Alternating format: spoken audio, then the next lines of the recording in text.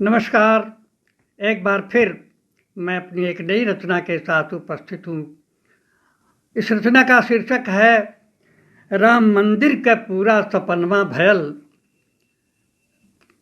अयोध्या में जन्मभूमि पर श्री राम मंदिर के भव्य निर्माण का कार्य आरंभ हो चुका है। मैं अपनी शुभकामना और अपने हृदय का उद्गार इस काव्य के माध्यम से प्रस्तुत करना चाहता हूँ। आप सुने और इसका आनंद उठाएं। राम मंदिर के पूरा सपनवा भयल, राम मंदिर के पूरा सपनवा भयल, भारत माता के जगमग आंगनवा भयल, भारत माता के जगमग आंगनवा भयल, राम मंदिर का पूरा सपनवा भयल, घरे घरे लोग मनावे देवरिया, घरे घरे लोग मनावे देवरिया, गूंजत राम लला का किलकरिया।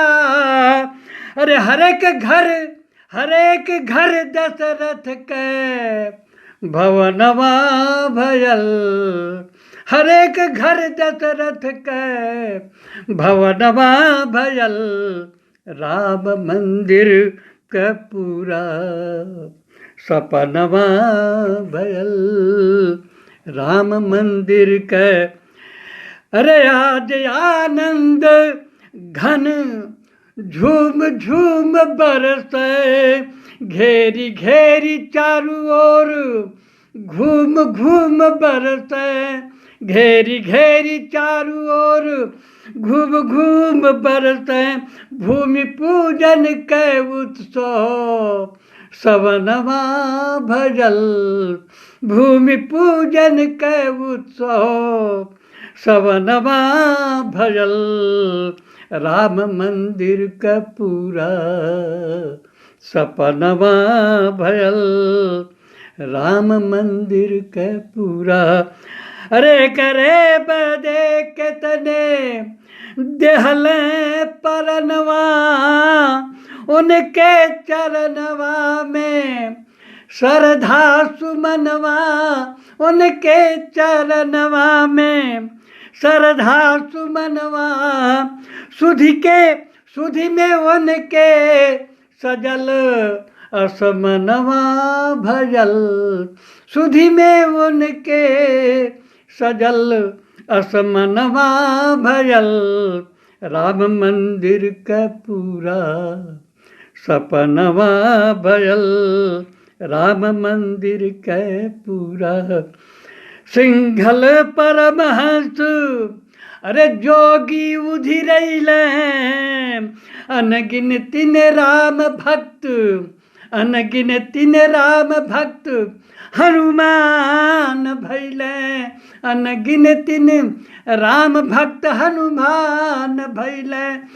अरे कैसो तब जाके लंका दहनवा भयल, कैसो तब जाके लंका दहनवा भयल, राम मंदिर के पूरा सपनवा भयल, राम मंदिर के। आई अवध मोदी मोदक खियौले, अरे राम जी के कोरवा उठाई के खिलौले, राम जी के कोरवा उठाई के खिलौले, मानो मोदी के गोदी, मानो मोदी के गोदी पलनवा भयल, राम मंदिर के पूरा सपनवा भयल, भारत माता के जगमग अगनवा भयल। अरे राम लला का अरे एक दिन राज होई, राम लला का एक दिन राज होई, धन्य धन्य सारंग ई समाज होई, धन्य धन्य सारंग ई समाज होई, होई बिरथान जौन दीप दनवा भयल, होई बिरथान जौन दीप दनवा भयल, राम मंदिर का पूरा सपनवा भयल, भारत माता का जगमग अंगनवा भयल, राम मंदिर के पूरा सपनवा भयल, राम मंदिर के पूरा सपनवा भयल।